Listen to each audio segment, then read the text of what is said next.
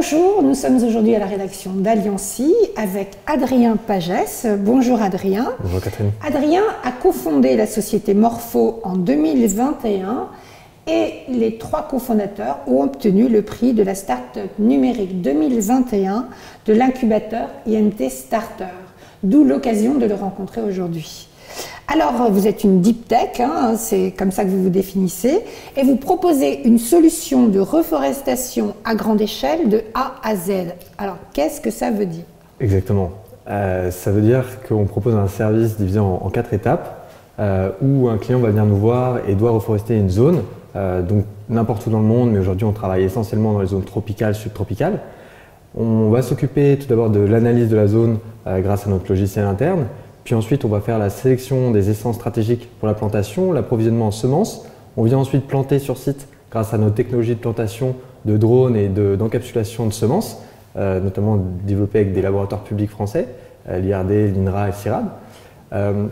Et une fois qu'on a réalisé la plantation, on ne laisse pas nos clients tout seuls, mais on vient apporter quelque chose qui n'existe pas aujourd'hui, c'est-à-dire un véritable suivi des plantations réalisées. Exactement, okay. Suivi écologique des plantations réalisées.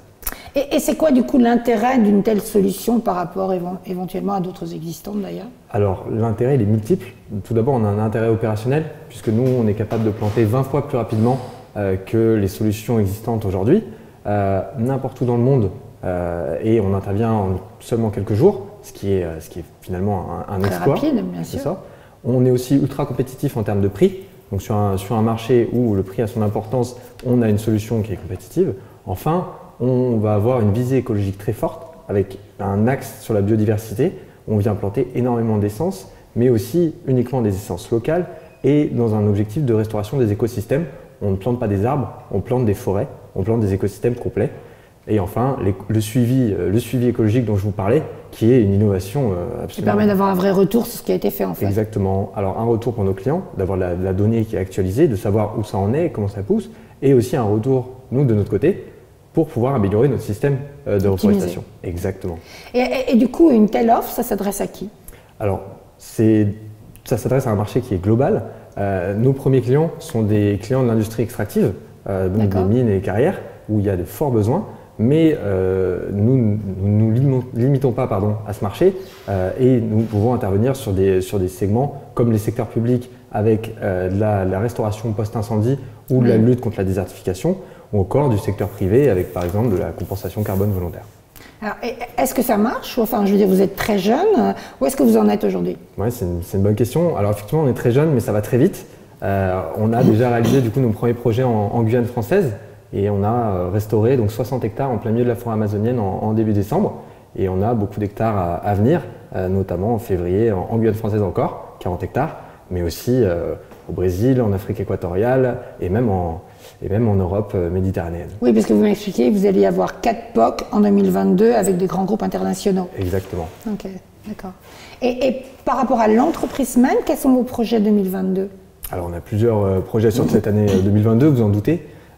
Tout d'abord 2022, ça va être, on l'espère, une année de levée de fonds pour nous. Oui, parce que vous n'en avez pour l'instant pas fait. On n'a levé aucun fonds aujourd'hui, c'est l'autofinancement ou des financements publics. Et là aujourd'hui on a besoin d'accélérer, d'une part pour améliorer notre recherche et développement et vraiment améliorer notre produit qui a déjà fait ses preuves mais qui a toujours besoin d'être amélioré. Et aussi pour quel type de capitaux vous recherchez? Alors on va s'adresser essentiellement du coup à des fonds d'investissement mais aussi à des pools de business angels, on l'espère stratégiques, qui pourraient du coup nous aider à améliorer notre solution et à s'imbriquer dans les marchés Donc si vous êtes intéressé, vous savez à qui vous adressez. Tout à fait. D'autres projets? D'autres projets, bien sûr. Du coup, des projets de recherche et développement, c'est ce que je vous disais. On a déjà une forte année 2021 de recherche. Il faut continuer, parce que du coup, on est sur une solution complexe. Et voilà, sur la tech, donc l'amélioration de nos systèmes de capsules, le développement de notre logiciel, extrêmement important. Et enfin, une année de recrutement, puisque du coup, c'est l'année de constitution de notre équipe. Parce que vous êtes 4 aujourd'hui. Exactement, on est 4. On a déjà une première recrue là, qui arrive ce mois. Et on prévoit de recruter une quinzaine de personnes sur l'année. Essentiellement des profils agroforestiers et des profils tech, dev. Donc si des personnes sont intéressées, elles peuvent prendre contact avec moi sans aucun problème. Et votre prochain voyage en Guyane, il est prévu pour quand? Alors il est février. D'accord. donc mi-février. Donc là, pour lancer donc, ce deuxième grand projet de 40 hectares en Guyane. Oui, exactement. Eh bien, félicitations et merci beaucoup. Bah, merci à vous. Merci à vous de nous avoir écoutés et à très bientôt. À bientôt, Adrien. À bientôt. Au revoir.